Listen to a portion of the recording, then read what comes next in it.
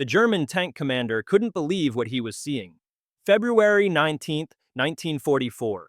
In the muddy hills above the Anzio beachhead, Oberfeldwebel Klaus Ritter stood in the turret of his Tiger I, watching through his binoculars as American infantry crept through the ravines below.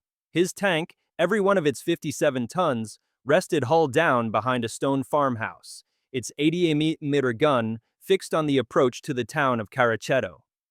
Ritter had been a tanker since the Polish campaign. He had fought in France, in the Ukraine, and now in Italy. He knew exactly what infantry could do to tanks in tight, broken terrain. But he also knew that the Tiger's armor made it nearly invulnerable to anything the Americans carried on their backs. Then he spotted the launcher. An American soldier, crouched in a drainage ditch nearly 200 meters away, lifted what looked like a simple length of pipe to his shoulder. Ritter recognized it instantly from intelligence briefings. The Americans called it a bazooka. The Germans had captured a few in Sicily and tested them at the armor school at Putlos. The weapon was crude, almost laughably primitive compared to German engineering. It fired a small rocket with a shaped charge warhead that, under perfect conditions, could barely punch through 80 millimeters of armor plate. The Tiger's front armor was 100 millimeters thick. Its side armor was 80 millimeters of face-hardened steel, angled and treated to defeat anti-tank rounds. Ritter watched the American take aim and felt absolutely no concern. At most, the bazooka would scratch the paint. What happened in the next 30 seconds would permanently change how German tankers viewed American infantry weapons. It would also shatter a belief system, carefully built and fiercely defended, about armored invulnerability that had sustained Wehrmacht tank crews since the Tiger's debut in 1942. The story of how that belief was constructed and how it collapsed in the close-quarters hell of the Anzio beachhead reveals one of the war's greatest tactical ironies. The Germans had engineered the perfect heavy tank for open-field warfare. The Americans had created a crude infantry rocket launcher. At Anzio, in terrain that erased every advantage the Tiger possessed, the crude weapon won. If you're enjoying this deep dive into the story, hit the subscribe button and let us know in the comments from where in the world you are watching from today. The Tiger I was no accident of engineering. It was the culmination of German armored doctrine stretching back to the invasion of France in 1940. When German panzer divisions sliced through French and British forces in May and June of that year, they did it with tanks that were competent but far from dominant. The Panzer III and Panzer IV were reliable, well-designed machines, yet their guns struggled against heavily armored foes. French Char B1s and British Matilda IIs carried armor thick enough to shrug off German fire at normal combat ranges. German crews learned to fear these heavy vehicles. They developed tactics to outmaneuver them, to strike from the flanks and rear, to call in air support and anti-tank guns. But the experience left a deep mark on German designers and military planners. Germany needed a heavy tank, one with armor that could resist enemy fire and a gun powerful enough to destroy any opponent at a distance. The invasion of the Soviet Union in June 1941 made that need urgent. German tank crews encountered Soviet T-34 medium tanks and KV-1 heavy tanks that stunned them with their blend of armor, firepower, and mobility. The T-34's sloped armor was notoriously difficult to penetrate. The KV-1's armor reached 100 mm in places, making it almost immune to standard German tank guns at typical combat ranges. After-action reports from late 1941 and early 1942 described panic among German crews who watched their shells bounce harmlessly off Soviet armor.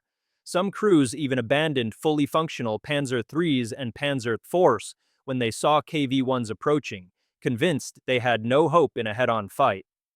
The German response was swift and methodical. Henschel and Porsche were tasked with developing a heavy tank built around the 80mm anti-aircraft gun that had already proven devastating against Soviet armor when used in a ground role. The specifications demanded armor able to withstand Soviet tank fire at normal engagement distances and mobility sufficient for offensive operations. By August 1942, the first Tiger Y tanks rolled off the production line at the Henschel facility in Kassel. The Tiger ISO's Ad Ausführung E in full was a formidable machine by any standard. It weighed 57 tons in combat trim. The hull measured 6.3 meters long, 3.7 meters wide, and just under 3 meters tall. Its armor was enormous, 100 millimeters on the front of the hull and turret, 80 millimeters on the sides and rear, 26 on the roof. And this wasn't ordinary rolled homogeneous armor, it was face-hardened steel plate, treated so the outer layer was significantly harder than the inner core. This hard exterior helped shatter incoming armor-piercing rounds before they could bite into the softer interior. The 88mm KWK-36 gun, adapted from the legendary Flak K-18 anti-aircraft gun, had a barrel length of 56 calibers and fired a 10-kilogram armor-piercing shell at a muzzle velocity of 810 mph. At a range of 1,000 meters, it could punch through 138 mm of armor plate. At 2,000 dalm, it could still punch through 100 mm of armor. No Allied tank in service in 1942 could survive that kind of firepower at typical engagement ranges. The gun could destroy a Soviet T-34 at distances beyond 2,000 meters, far outside the effective range of the T-34's 76 mm gun. It could penetrate the frontal armor of a Churchill infantry tank, a Sherman medium tank, or virtually any other Allied vehicle from ranges that made their return fire almost useless. German crews training on the Tiger at Putlos and Paderborn learned an entirely new way of fighting. Earlier, German tanks had required maneuvering, flanking attacks, and constant coordination with infantry and artillery to deal with heavily armored opponents. The Tiger needed none of that, just good positions and clear fields of fire. Crews were trained to engage enemies at maximum distance, using the gun's superior penetration to knock out opposing tanks long before they could reach effective firing range. They learned to position the tank hull down, exposing only the turret, which made the Tiger's already formidable armor even harder to penetrate by reducing the visible target area. Over and over they were told that the Tiger was nearly invulnerable when used correctly. Combat on the Eastern Front reinforced this doctrine. Tiger units recorded staggering kill ratios against Soviet armor. Individual Tigers earned credit for dozens of tank kills. Heavy tank battalions, organized as independent units attached to Army Corps for major operations, became elite formations. Crews selected for Tiger duty were seasoned veterans, men who had already proven themselves in earlier campaigns. Their training was exhaustive, covering not only gunnery and driving, but also tactics unique to operating a heavy tank. Commanders learned how to choose strong firing positions, how to use terrain to amplify the Tiger's advantages in armor and firepower, and how to mitigate its weaknesses in mobility and fuel usage. By late 1943, when Tigers began operating in Italy, the tankers assigned to heavy battalions believed they were commanding the finest fighting machine in the world. And this wasn't empty propaganda, it was a reasonable conclusion based on everything they had seen. The Tiger outgunned every Allied tank it might encounter. Its armor surpassed anything the Americans or British fielded. In open terrain with good visibility, a well-placed Tiger could dominate the battlefield. German intelligence officers examined captured American weapons throughout 1943. When bazookas first appeared in North Africa during the Tunisia campaign in late 1942 and early 1943, German forces captured several and shipped them back for testing. The weapon that reached the proving grounds was the American M1A1 2.36-inch rocket launcher. It consisted of a simple steel tube, open at both ends, with a basic electrical firing system powered by 2 flashlight batteries. The projectile was a rocket with a shaped charge warhead designed to focus explosive energy into a narrow jet capable of penetrating armor. German engineers tested the bazooka against captured Allied vehicles and against German armor plate. The results were unimpressive by German standards. Against vertical armor, the M1A1 could penetrate roughly 3 inches under ideal close-range conditions. Against angled armor, or at greater distances, penetration dropped sharply. The shaped charge effect was highly sensitive to standoff distance and the angle of impact. If the warhead struck at an oblique angle, or if the standoff probe was damaged, penetration could fail entirely. German test officers noted that the weapon was easy to manufacture and simple enough for poorly trained infantry to operate, but it posed no serious threat to German heavy armor. The Tiger's 80 mm side armor was more than twice what the bazooka could reliably defeat, and its 100 mm frontal armor was completely out of reach. These reports circulated through Wehrmacht units in Italy. Tank commanders were briefed. The American bazooka was treated with the same general caution any anti-tank weapon deserved, but it was not considered a significant danger to Tigers, and certainly not something that could challenge German armored superiority. The reality German tankers encountered at Anzio bore no resemblance to the open steppes of Russia or the wide maneuver country of North Africa. The Allied amphibious landing at Anzio on January 22, 1944, was intended to outflank the German defensive lines south of Rome and force a withdrawal. Instead, it created a grinding stalemate in terrain that stripped heavy armor of every advantage. The beachhead, approximately 15 miles wide and 7 miles deep at its largest point, was a patchwork of small farms, drainage ditches, stone walls, isolated buildings, and narrow roads bordered by thick vegetation. Visibility was measured in mere dozens of meters, not the hundreds or thousands demanded by Tiger doctrine. Schwer Panzerabteilung 508, the 58th Heavy Tank Battalion, arrived at Anzio in early February 1944 with 45 Tiger Abad tanks. The battalion was organized into 3 companies of 14 Tigers each, plus 3 command tanks. The crews were veterans, many with Eastern Front experience. They were thoroughly trained in Tiger tactics. They understood how to exploit terrain, how to engage at long range, how to use their armor and firepower to maximum advantage. None of that training prepared them for Anzio. The terrain forced German tanks to fight at distances where all their advantages disappeared. A Tiger positioned on a road or settled in a farmyard could see no more than 100 to 200 meters in most directions. Thick vegetation, stone walls, and scattered buildings created endless ambush points where American infantry could move unseen. German commanders learned quickly that sending Tigers forward without infantry support was suicidal. American infantry teams often waited in hidden positions, sometimes for hours, until a tank moved within striking range. The Tigers were too valuable and far too few to gamble in close quarters, fighting without protection. But German infantry was stretched thin, struggling to defend a long perimeter under constant American pressure. Coordination between tanks and infantry became difficult in the confusion, and more than once Tigers advanced alone, their crews scanning desperately for threats they couldn't detect until it was already too late.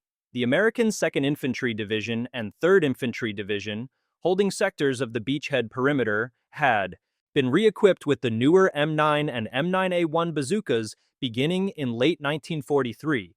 These launchers were improvements over the old M1A1 design. The tube was strengthened for higher chamber pressures, the rocket motor was more dependable, and the shaped charge warhead had been refined for better penetration.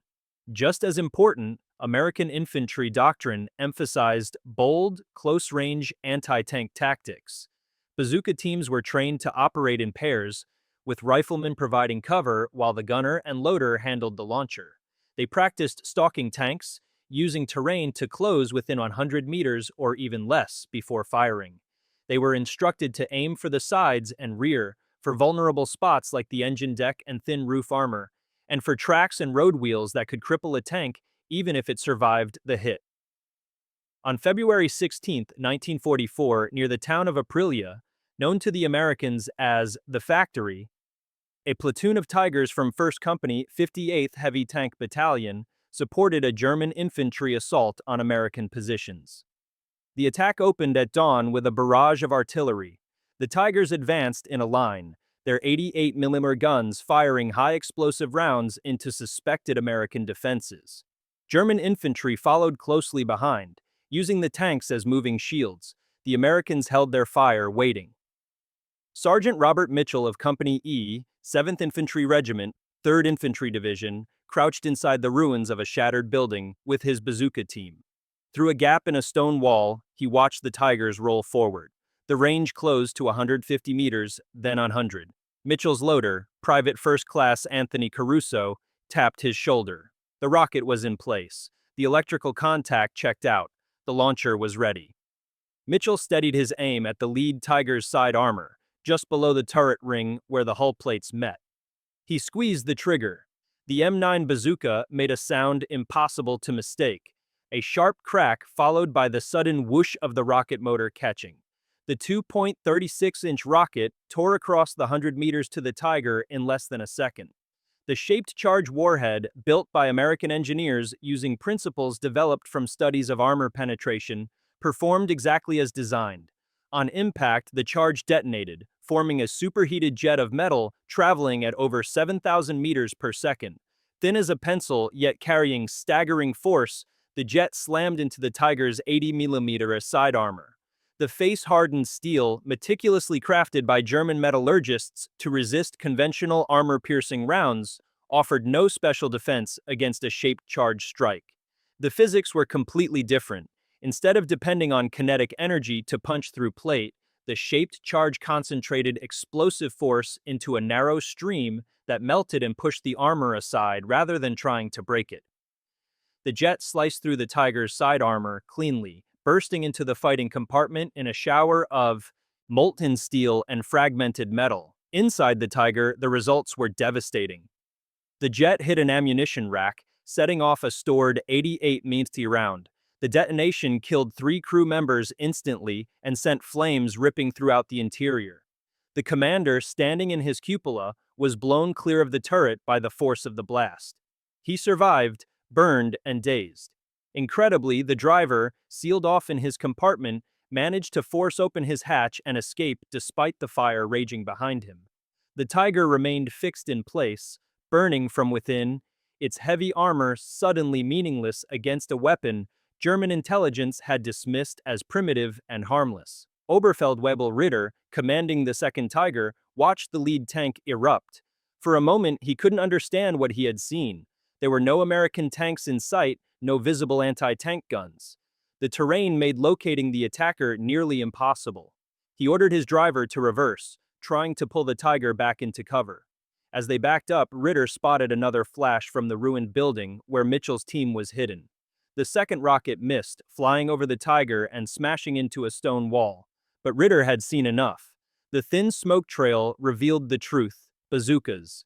American infantry were firing on his Tigers with the very weapon he had been assured posed no real threat to heavy armor. Yet the burning wreck in front of him told a different story, one that made a mockery of every briefing he had received. The fight dragged on for another 20 minutes. German infantry tried to suppress the American positions with rifle and machine gun fire, but the Americans were deeply dug in among the shattered ruins. 2 more Tigers were struck by bazooka rounds. One had its track blown apart, leaving it immobilized and forcing the crew to abandon the tank. Another rocket slammed into the engine deck, igniting a blaze in the engine compartment. The crew bailed out and the tank burned fiercely. By the time German forces pulled back, 4 Tigers had been knocked out by weapons that German armor tests insisted should not have been able to penetrate them. The surviving German crews returned to their staging areas shaken and bewildered. They had relied on their armor. They had trusted the intelligence reports. They had been assured the Tiger was nearly immune to infantry anti-tank weapons. The burning wrecks they left behind told a different story. German intelligence officers questioned the crews, trying to piece together what had occurred. The men described the impacts, the penetrations, the fires. Some claimed the Americans must have deployed a new weapon, something far stronger than the bazookas tested at Putos. Others suspected the tests themselves were flawed, conducted under artificial conditions that failed to replicate real combat. The truth, which German engineers later verified by examining captured American rockets and analyzing damaged Tiger hulls, was more straightforward and far more unsettling. The bazooka performed exactly as American designers had intended. Its shaped charge warhead could pierce armor far thicker than traditional kinetic calculations predicted. The weapon was not crude, it was deadly. Built specifically for the kind of close-range anti-tank fighting demanded by the broken, restrictive terrain around Anzio. The February 16th engagement was no anomaly. Throughout late February and March 1944, American infantry at Anzio destroyed or disabled dozens of German armored vehicles with bazookas. The same pattern repeated across the beachhead. German tanks would advance to support infantry assaults or counterattacks. American bazooka teams, hidden in rubble, ditches, or thick vegetation, would hold their fire until the tanks closed to within 100 meters or less. They aimed for side or rear plates, known weak points. The shaped charge warheads punched through, triggering internal fires, ammunition explosions, or crew casualties that forced the Germans to abandon their machines. German tank crews adjusted their tactics, but those adjustments exposed just how completely the bazooka had eroded their operational freedom. Tigers began advancing only with large infantry screens in front of them, forcing foot soldiers to clear possible ambush sites before the tanks moved. This slowed their operations to a crawl and demanded coordination that was nearly impossible to maintain under constant American artillery fire. Tank commanders grew increasingly hesitant to push into built-up areas or thick vegetation, the very terrain that dominated Anzio. Tanks designed as offensive breakthrough weapons were now being used like static defensive bunkers rather than maneuver assets. The psychological effect was severe. Crews who had once felt invulnerable now understood that they were at risk from weapons carried by ordinary infantrymen. Their confidence, the confidence that came from superior armor and firepower, evaporated. American intelligence officers interviewing German prisoners at Anzio heard the same themes repeated over and over. German tankers expressed disbelief at how effective American anti-tank weapons were. They described the battlefield as a trap, a place where the terrain neutralized their advantages. Many said they had been told that American infantry weapons were inferior, only to discover that American bazookas could destroy Tigers at close range. One Tiger commander, captured after his tank was disabled by a bazooka round that wounded 2 crewmen and ignited an engine fire, told interrogators he felt betrayed by his own intelligence service. He had believed the reports claiming that the bazooka was useless against heavy armor. He had trusted the tank's thick plating to protect his crew. Neither the reports nor the armor had saved them. The technical reality behind the bazooka's effectiveness was well understood by American ordnance engineers. Even if German intelligence had failed to grasp it, the M9 and M9A1 rockets carried shaped charge warheads containing roughly 1.5 pounds of pentolite explosive. A piezoelectric fuse set off the charge on impact. The shaped charge concept, developed independently in several countries during the 1930s, used a precisely formed metal cone, typically copper, set in front of the explosive. When detonated, the explosion collapsed the cone inward, generating a jet of superheated metal moving at hypersonic speeds. This jet had astonishing penetrating ability, far beyond what the explosive's weight alone would imply. American tests at Aberdeen Proving Ground in Maryland had shown that the M9 bazooka could penetrate 4 to 5 inches of homogeneous armor plate at ranges up to 150 meters under ideal conditions. Against face-hardened armor, like that on German tanks, penetration was slightly reduced, but still enough to defeat the 80mm side armor of a Tiger at close range. The crucial factors were range and angle of impact. At distances under 100 meters, with the rocket striking perpendicular to the armor, penetration was highly reliable. At longer ranges or oblique angles, the shaped charge effect weakened and the rocket might fail. This explained why some bazooka hits destroyed Tigers while others barely caused damage. It also clarified why American doctrine stressed close-range engagements and precise aiming at vulnerable points. The experiences at Anzio forced German commanders to completely rethink heavy tank operations in Italy and other theaters. After-action reports from Schwer Panzerabteilung 508 documented the vulnerability of Tigers to American bazooka fire in confined terrain. These reports circulated through Wehrmacht armored commands in March and April 1944, reaching units in France preparing for the expected Allied invasion, and units on the Eastern Front facing similar close-quarters combat in urban areas. The conclusions were uncomfortable for planners who had invested immense resources into heavy tank production. The Tiger remained a formidable weapon in open terrain at long range, but such conditions were becoming increasingly rare as the war progressed into 1944. German tactical directives issued after Anzio emphasized the absolute necessity of infantry armor cooperation. Tigers were not to advance without infantry screens capable of suppressing enemy anti-tank teams beyond 150 meters.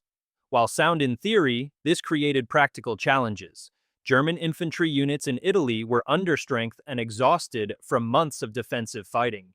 Coordinating infantry and armor required communication equipment, training, and rehearsal that frontline units often lacked. As a result, Tigers began operating more cautiously, more defensively, and their effectiveness as offensive weapons was reduced. Battalion commanders who had previously used Tigers aggressively to spearhead counterattacks now held them back, unwilling to risk losing irreplaceable vehicles to infantry ambushes. The psychological impact on German tank crews was significant and lasting. Veterans of Anzio, reassigned to other units, carried with them the knowledge that their heavily armored vehicles could be defeated by weapons requiring no specialized training to operate. New crews joining heavy tank battalions quickly heard the accounts from survivors. The myth of Tiger invulnerability, which had bolstered crew morale and confidence, was shattered. In its place arose a sober, cautious understanding of armored warfare. Tanks were not indestructible fortresses. They were machines vulnerable to determined infantry wielding effective weapons in favorable terrain. This realization made crews more careful, less willing to take risks, and more focused on survival than on aggressive maneuvers. American forces, in contrast, gained immense confidence from their successes against German armor at Anzio. Bazooka teams that had destroyed Tigers became legends within their units. Weapons that had once been met with skepticism, infantry doubted that a handheld rocket launcher could truly stop a tank, were now trusted and highly valued. Training emphasized the techniques that had proven successful: patience, allowing tanks to approach within effective range, aiming at side and rear armor, and working in coordinated teams with one soldier firing while others reloaded and provided security. The psychological impact went beyond immediate battlefield tactics. American soldiers who had faced and defeated German heavy armor with their own weapons were no longer intimidated by German technological superiority.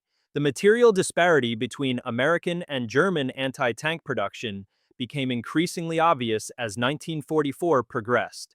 American factories produced roughly 476,000 bazooka launchers of all types during the war, along with millions of rockets. The weapons were simple enough to manufacture that production could be expanded quickly to meet demand. Every American infantry company had multiple bazooka teams, and the launchers were as standard as rifles or machine guns. German production of comparable weapons, particularly the Panzer Schreck, a larger caliber rocket launcher modeled on captured American bazookas, never matched American output. German units frequently operated with too few anti-tank weapons, relying on towed guns and the increasingly scarce armor. The tactical lessons of Anzio reverberated through subsequent campaigns, fundamentally reshaping how both sides approached armored warfare in confined terrain. When Allied forces landed in Normandy on June 6, 1944, American infantry came ashore armed with bazookas and the hard-earned knowledge of how to use them effectively against German tanks. The hedgerow country of Normandy, with its small fields bordered by dense vegetation and earthen banks, offered terrain remarkably similar to Anzio. German tanks attempting to operate in the bocage faced the same challenges that Tigers had encountered at Anzio. Limited visibility, cramped maneuvering space, and abundant cover for American infantry made every advance hazardous. German tank commanders in Normandy received explicit warnings drawn from the Italian experience. They were informed that American infantry carried effective anti-tank weapons and knew precisely how to use them. They were instructed to avoid built-up areas and confined terrain whenever possible, to maintain infantry screens, and to engage at maximum range. In practice, these instructions were often impossible to follow. The fighting in Normandy, small-scale engagements amid hedgerows and villages, forced German armor into exactly the kind of close-quarters combat where bazookas were most lethal. American after-action reports from Normandy record hundreds of instances where bazooka teams engaged and destroyed or disabled German tanks, including Tigers, Panthers, and various Panzer IV models. The industrial and logistical factors behind the bazooka's success went beyond production numbers. American supply chains ensured that frontline units never ran out of rockets. Ammunition supply points maintained stockpiles of bazooka rounds alongside rifles and grenades. Resupply was routine and reliable whenever units expended their loads. German forces, by contrast, struggled with ammunition shortages throughout 1944 and 1945. Panzerschreck rockets were often scarce. Crews learned to conserve ammunition, fire only when they had perfect shots, and avoid engaging targets unless absolutely necessary. This conservation mindset, born of scarcity, put German infantry at a disadvantage against American teams that could afford to fight aggressively.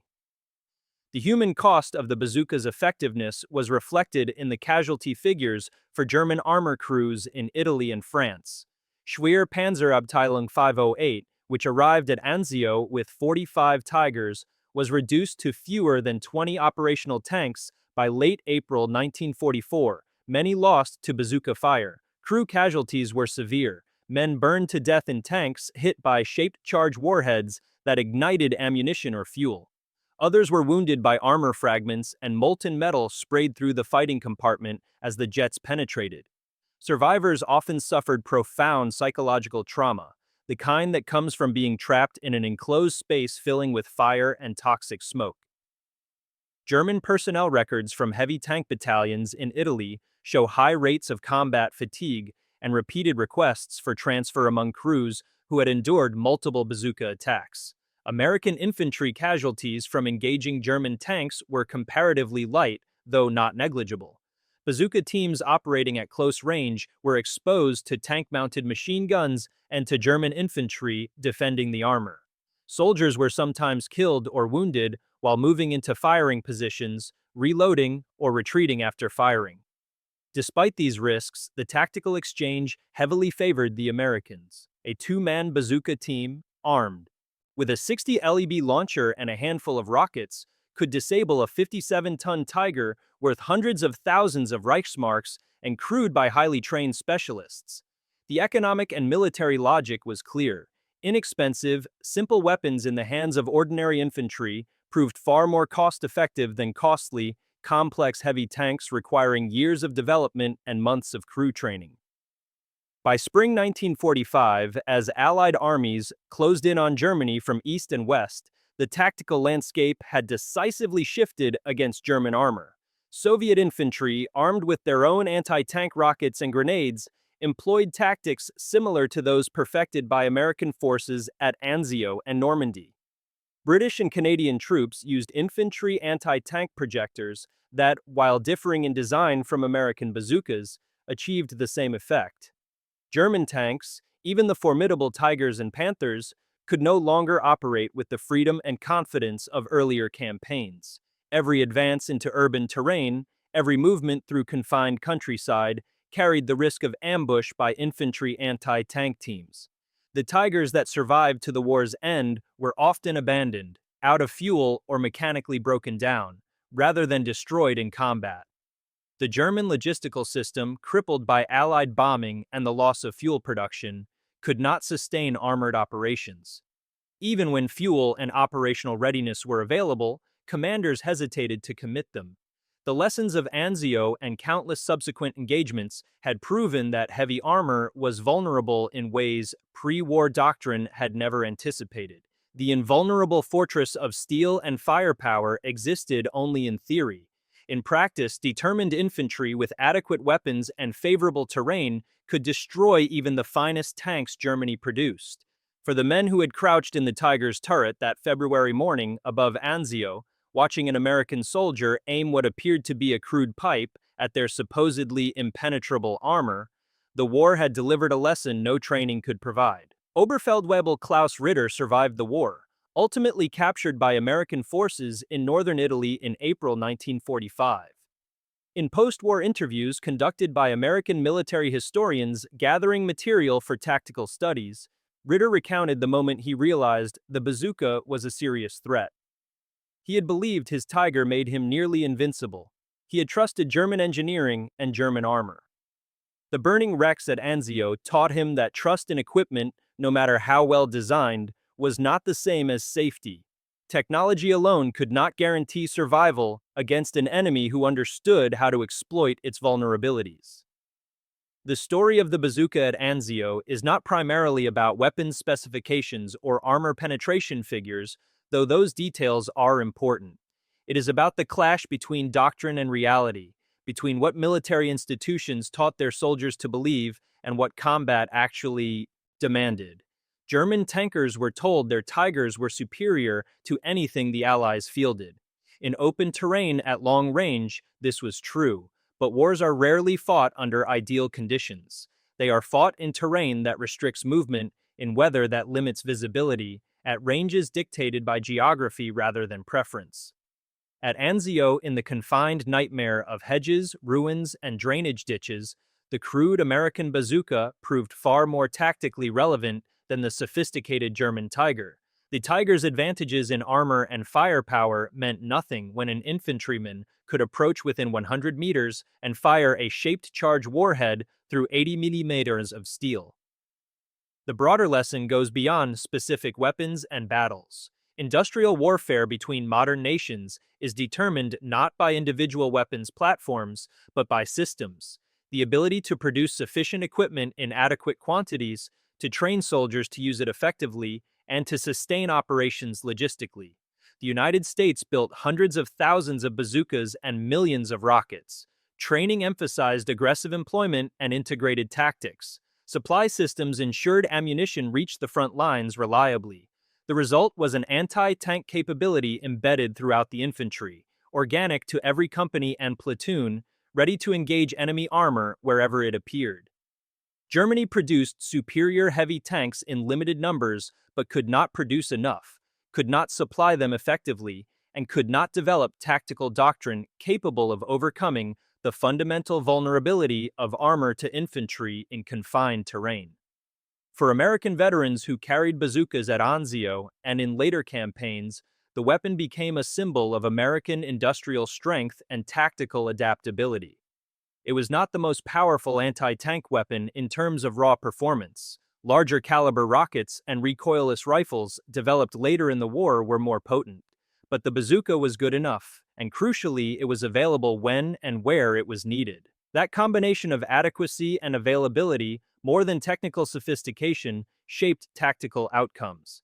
The Tiger commanders who had once dismissed American weapons as crude learned in the most immediate and personal way that even crude weapons, when used effectively, could kill just as thoroughly as sophisticated ones. Their mockery died alongside the crews who burned in their Tigers, felled by shaped charge jets that penetrated armor German engineers had calculated as sufficient. At Anzio, in the mud and ruins of the beachhead, the gap between calculation and reality was measured in the thickness of steel plate that failed, and in the lives of men who had trusted it to protect them. Thank you for watching. For more detailed historical breakdowns, check out the other videos on your screen now.